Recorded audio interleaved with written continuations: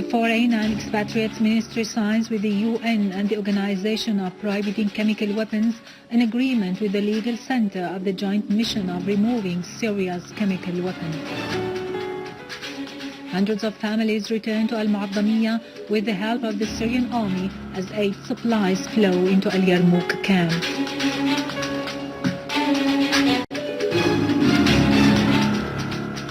Dozens of Iraqis killed and wounded following a series of terrorist explosions.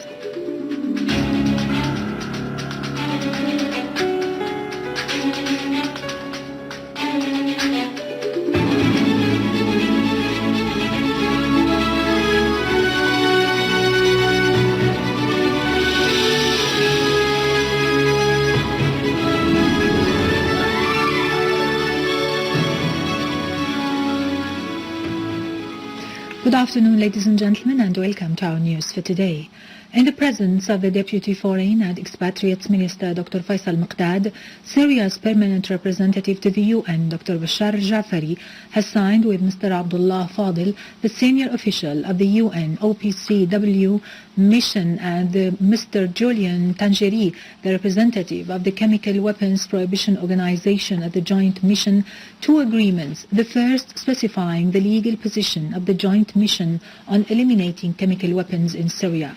The second agreement is a memo of understanding related to providing medical services as well as the services of medical evacuation to the joint mission in cases of emergency. Following the signing session, Dr. Mikdad said the Syrian state is known for its commitment to international legitimacy and to any agreement it signs, and its cooperation with the Chemical Weapons Prohibition Organization after signing the second with it. The accord with it has been exemplary and serious and is being implemented with a great deal of transparency. Dr. Mikdad stressed that Syria is firmly, strongly and with credibility going ahead in fully implementing its agreements with the UN and the Chemical Weapons Prohibition Organization.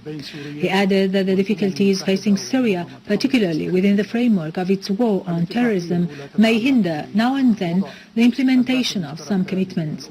Dr. Mikdad pointed out that the states supporting the armed terrorist groups must be aware that the latter are perpetrating crimes against humanity and that caution must be observed when the matter has to do with the transfer abroad of chemical weapons from Syria.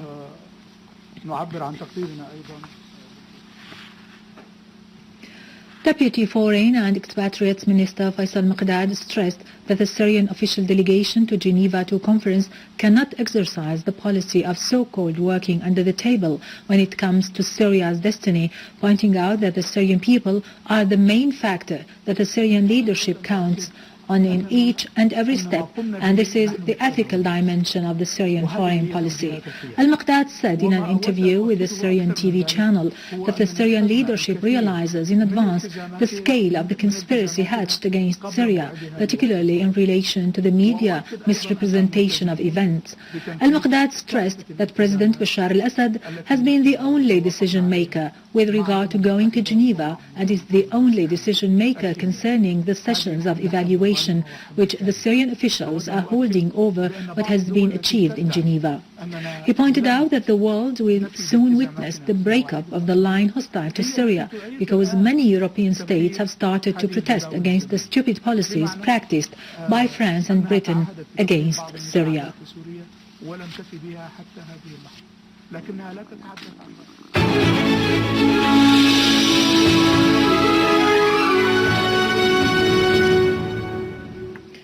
As calm has been restored as a result of the national reconciliation efforts now covering many places in Syria, hundreds of families from al-Muadamiye continue to return to their homes. The General Coordinator of Popular Reconciliation, Supervisor of the Reconciliation Initiative in al-Muadamiye, Hassan Ghandour, has said citizens started to return voluntarily to their homes 4 days ago after they had been forced out because of the acts of violence committed by the terrorist groups. Ghandour said a program is being implemented to ensure the return of 40,000 civilians to al-Muadamiye in the coming few weeks within the framework of the district's Return to the Lap of the Homeland initiative. He referred to coordination being maintained with the concerned authorities and the efforts of the Syrian Arab Army to facilitate the return of the inhabitants to their homes. Humanitarian assistance continues to arrive in al-Yarmouk camp for the 6th consecutive day, with the distribution of 4,300 food packages and the evacuation of 2,300 humanitarian cases with their escorts, as well as university students from the camp. The supervisor of the Palestinian People Relief Campaign in al-Yarmouk camp, Abu Kifah Ghazi, said the Syrian government and the 14 Palestinian factions are set on alleviating the suffering of the inhabitants until security is restored. On his part, the person in charge of medical services at the Popular Front for the Liberation of Palestine, General Command, said the front, which supervises the relief work, is cooperating with the Syrian government and the Syrian and Palestinian Red Crescent to evacuate the humanitarian cases and offer medical services and first aid to them, and see to it that such material is sent to the hospitals in Damascus and to the provisional residence centers.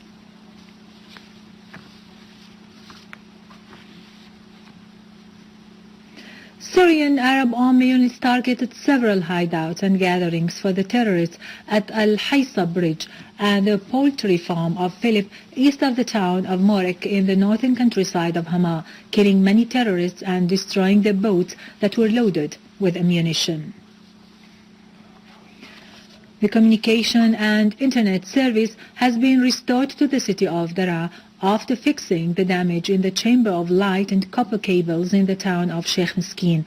Director of the Syrian Communications Company branch, Ahmed Hariri, said the sabotage acts carried out by the armed groups had been perpetrated in that chamber, which contained 5 light and many coppery cables. He pointed out that the branch's technical staff fixed the damage and are currently working on repairs in Sheikh Meskin and Izra telephone centers. Al-Hariri called for the need to preserve the telephone centers and other communication networks and lines in a manner that contributes to the services offered to citizens. Syrian Arab armed forces foiled an infiltration attempt by an armed terrorist group into a Safsafa neighborhood in Bab al-Sibaa and other safe areas in the ancient city of Homs in order to attack citizens and military checkpoints. However, units of the Syrian Arab army inflicted heavy losses upon them.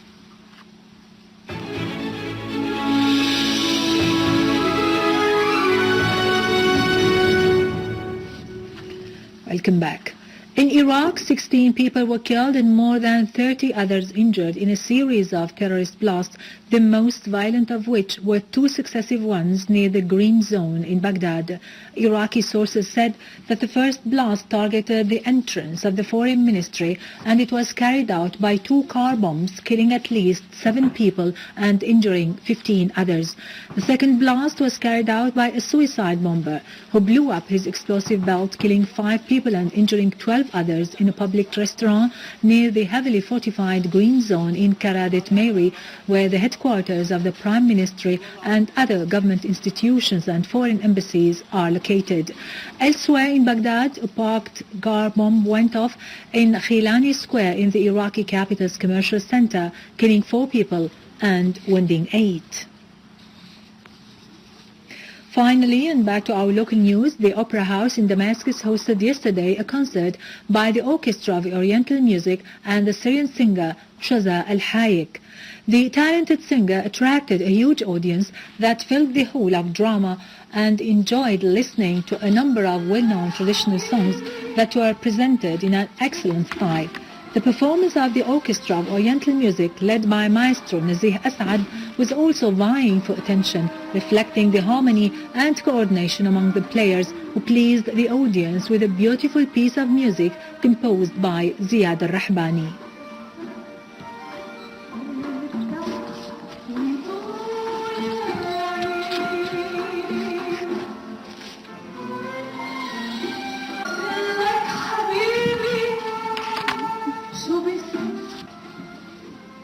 With this, we end our news for today. Thank you for watching. For more details about Syria and the region and to view this bulletin again, you can always visit our website in English, syriaonline.sy.